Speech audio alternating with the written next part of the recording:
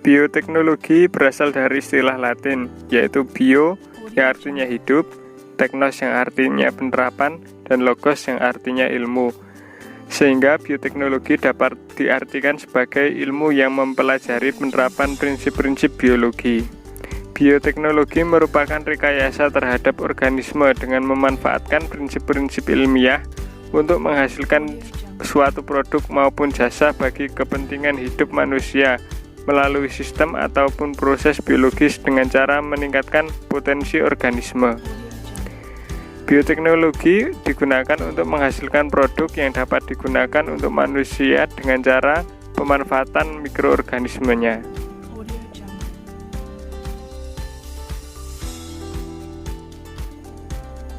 Berikut ini merupakan prinsip-prinsip bioteknologi, antara lain ada fermentasi, seleksi dan persilangan, analisa genetik, kultur jaringan, rekombinasi DNA, dan analisis DNA. Nah, yang pertama adalah fermentasi. Jadi, apa itu fermentasi? Fermentasi yaitu proses produksi energi dalam sel dalam keadaan anaerobik atau tanpa oksigen. Secara umum, fermentasi adalah salah satu bentuk respirasi anaerobik. Fermentasi merupakan proses dasar untuk mengubah suatu bahan menjadi bahan lain dengan cara sederhana dan dibantu oleh mikroorganisme. Proses fermentasi ini merupakan bioteknologi sederhana dan sudah dikenal sejak zaman dahulu. Contohnya itu ada yang sudah diterapkan zaman dahulu, yaitu pada pembuatan yogurt, minuman anggur, keju, tape, dan lain-lain ya. Selanjutnya yaitu seleksi dan persilangan. Proses seleksi dilakukan dengan memanipulasi DNA yang ada pada mikroba, tanaman, atau hewan agar menjadi mikroba, tanaman, atau hewan dengan sifat yang lebih baik, sehingga apabila disilangkan akan menjadi bibit unggul yang baik untuk masa depan. Contohnya itu yang sudah diterapkan yaitu ayam legum, terus padi cisa, kedelai muria, dan jagung metro. Jadi pada seleksi dan persilangan ini mikroba, tanaman, atau hewan itu dikawin silangkan atau dikombinasikan antara satu individu dengan individu lain yang memiliki keunggulan. Nah, nanti hasil yang terbaik itu yang dibudidayakan atau yang dikembangkan. Selanjutnya adalah analisa genetik. Proses ini mempelajari ciri atau sifat dan gen makhluk hidup dari generasi ke generasi untuk mendapatkan sifat atau ciri yang unggul, serta interaksi antara gen dan lingkungan agar menghasilkan turunan yang lebih baik. Kultur jaringan. Kultur jaringan dapat diartikan sebagai proses menumbuhkan atau memperbanyak jaringan hewan dan tanaman dari jaringan atau selnya di dalam laboratorium tanpa mendapatkan gangguan dari organisme lain. Proses ini dimanfaatkan untuk memperbanyak atau memproduksi bahan-bahan kimia dan riset di bidang pengobatan. Contohnya ada kultur jaringan anggrek, pisang, dan budidaya jamur tiram. Tahap yang dilakukan dalam perbanyakan tanaman dengan teknik kultur jaringan adalah sebagai berikut. Yang pertama, pembuatan media. Yang kedua, inisiasi. Yang ketiga, sterilisasi. Yang keempat, multiplikasi. Yang kelima, pengakaran. Dan yang terakhir adalah aklimatisasi. Prinsip selanjutnya yaitu adalah rekombinasi DNA. Rekombinasi DNA merupakan proses transfer segmen DNA dari satu organisme ke DNA organisme lain. Kedua organisme itu dapat saja tidak memiliki hubungan atau kekerabatan. Contohnya yaitu penyisipan gen manusia pada bakteri Bacillus thuringiensis sehingga bakteri tersebut dapat memproduksi insulin. Jadi dapat dilihat pada gambar, itu ada orang sehat, diambil sel inti selnya itu diperbesar, lalu hingga kromosom gennya dipotong dan dimasukkan ke plasmid atau DNA dari sel bakteri yang normal. Selanjutnya, bakteri yang sudah disisipi dengan gen manusia itu dilakukan kultur jaringan atau dikembangbiakan. Selanjutnya setelah dihasilkan banyak dari menghasilkan banyak insulin juga, nanti disuntikkan ke penderita diabetes sebagai obat. Selanjutnya adalah prinsip analisis DNA. Analisis DNA merupakan proses reaksi rantai polimerase sehingga dapat membuat kopian atau salinan dari DNA.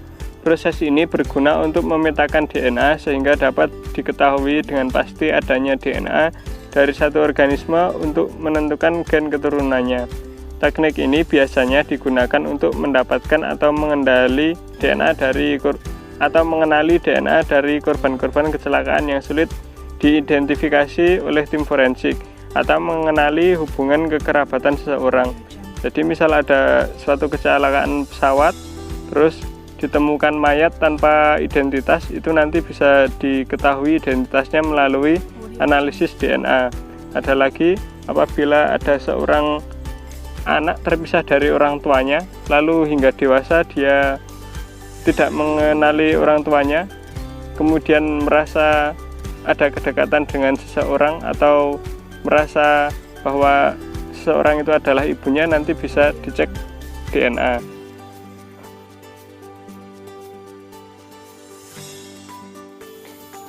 Macam-macam bioteknologi. Bioteknologi dibagi menjadi dua, yaitu bioteknologi konvensional dan bioteknologi modern. Pembagian ini didasarkan pada pemanfaatan organisme. Untuk bioteknologi konvensional itu pemanfaatannya secara langsung, sedangkan bioteknologi modern itu tidak secara langsung. Bioteknologi modern didasarkan pada manipulasi gen atau DNA. Bioteknologi konvensional. Bioteknologi konvensional merupakan bioteknologi yang memanfaatkan organisme secara langsung untuk menghasilkan produk barang dan jasa yang bermanfaat bagi manusia. Bioteknologi konvensional biasanya dilakukan secara sederhana dan diproduksi tidak dalam jumlah yang besar. Bioteknologi modern. Bioteknologi modern digunakan untuk menghasilkan produk dalam jumlah besar secara efektif dan efisien dengan menggunakan peralatan canggih. Dalam bioteknologi modern, selain menggunakan mikroorganisme, juga dapat menggunakan bagian-bagian tubuh mikroorganisme, tumbuhan, dan hewan. Bioteknologi berpotensi meningkatkan produksi tanaman budidaya dan mengurangi pemakaian bahan kimia yang berbahaya seperti pupuk dan pestisida. Pemanfaatan bioteknologi di bidang makanan. Sebenarnya pemanfaatan bioteknologi di bidang makanan itu sudah diterapkan sejak lama, yaitu dalam pembuatan keju, contohnya roti, kecap, dan tape. Dalam pembuatan keju, bahan makanan yang dihasilkan dengan memisahkan zat-zat padat pada susu melalui proses pengentalan atau koagulasi, yaitu dengan memanfaatkan bakteri Lactobacillus bulgarius. Lactobacillus bulgarius itu dapat menghasilkan enzim renin sehingga zat padat pada susu itu akan terpisah dengan zat cairnya.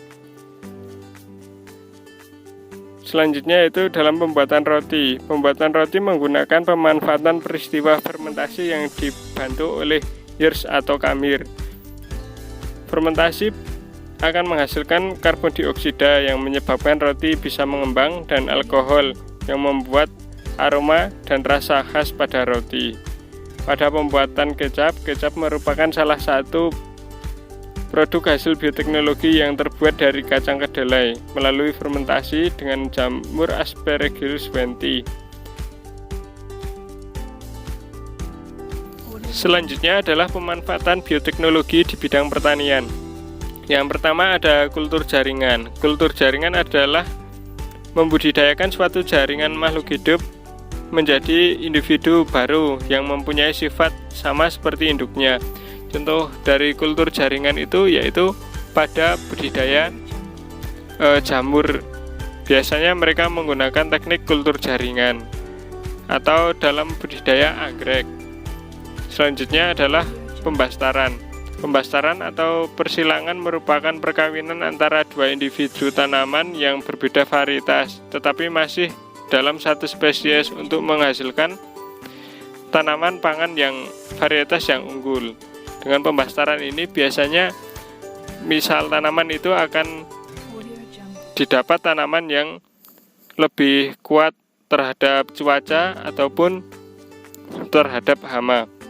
Selanjutnya hidroponik. Hidroponik adalah teknik bercocok tanam tanpa menggunakan tanah sebagai media tanamnya, termasuk juga bercocok tanam di dalam pot atau wadah lainnya yang menggunakan air atau bahan yang bersifat porus.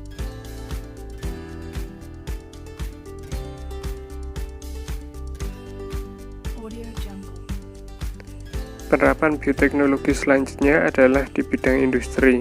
Salah satu contohnya adalah teknik bioremediasi. Teknik bioremediasi merupakan suatu proses pengolahan limbah yang mengandung zat-zat yang berbahaya seperti logam berat menjadi logam yang kurang berbahaya dengan melibatkan mikroba tertentu, diantaranya adalah Xanthomonas champetris dan Pseudomonas foetida. Selanjutnya adalah pemanfaatan bioteknologi di bidang pengobatan. Salah satu contohnya adalah antibiotik penisilin. Antibiotik penisilin yang digunakan untuk pengobatan diisolasi dari bakteri, jamur, dan vaksin yang merupakan mikroorganisme yang toksinnya telah dimatikan, sehingga bermanfaat untuk meningkatkan imunitas. Selanjutnya, pemanfaatan bioteknologi di bidang peternakan. Contohnya adalah domba ankon dan sapi jersey. Domba ankon merupakan domba berkaki pendek dan bengkok sebagai hasil mutasi alami, dan sapi jersey yang diseleksi oleh manusia agar menghasilkan susu dengan kandungan krim yang lebih banyak.